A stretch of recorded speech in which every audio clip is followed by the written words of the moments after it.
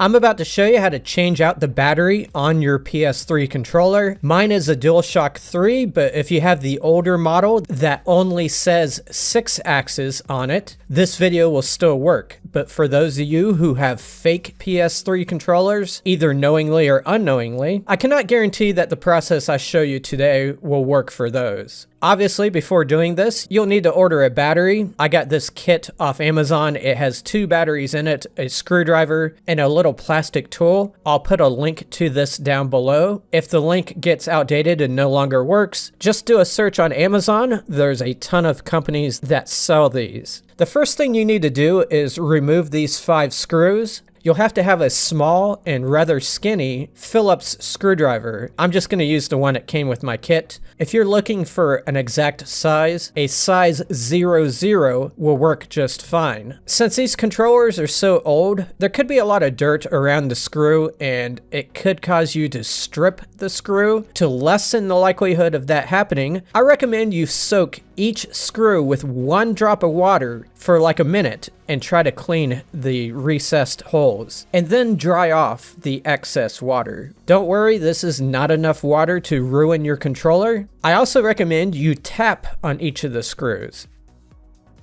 Now we have to separate the 2 halves. You just have to stick something in the crack between the 2 and pry it. The thing that's holding most of it together is a tab that's in between the analog sticks right here.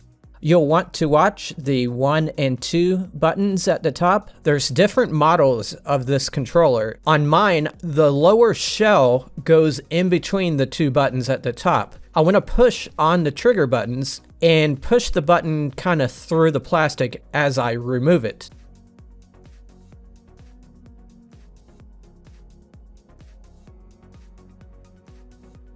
Even if you do it just right, 1 or more of these trigger buttons could come off. If it does, just set it aside for now. So here's the battery. For some of you, this battery is held on by just a small tab. For others, there's a little bit of a holder here that holds it. If yours is glued to the board, then you most likely have a fake controller. I'm not sure how you're going to be able to get that off. You may have to heat it or something. I've never worked on those before. Before you pull it out, make a mental note of the position of the red and black wires.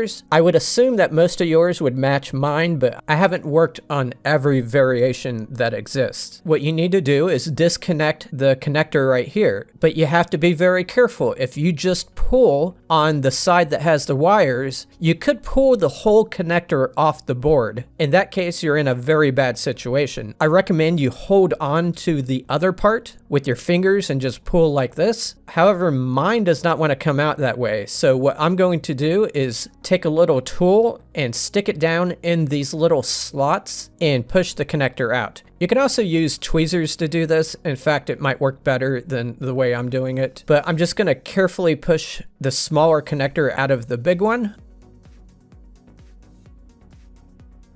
And there we go. Pull the old battery completely away and push the new connector in. I recommend you hold on to both sides once again.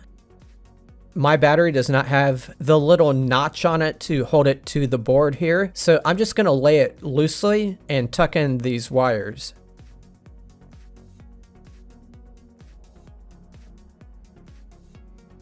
Here's how to put everything back together. If your bumper buttons came off, they have to be placed back on a certain way because of the spring that's on them. The spring for mine is on the right side of the button, and 1 leg of that spring needs to go into this little spot right here as you push it back on. I find the best way to do this is to hold the button parallel to the floor and then just push the parts together as you hold it in that position. You'll know if you put it back on properly if the button is reflexive when you push it. Then you need to snap the back on. Make sure you press all the way around the controller until it pops into place.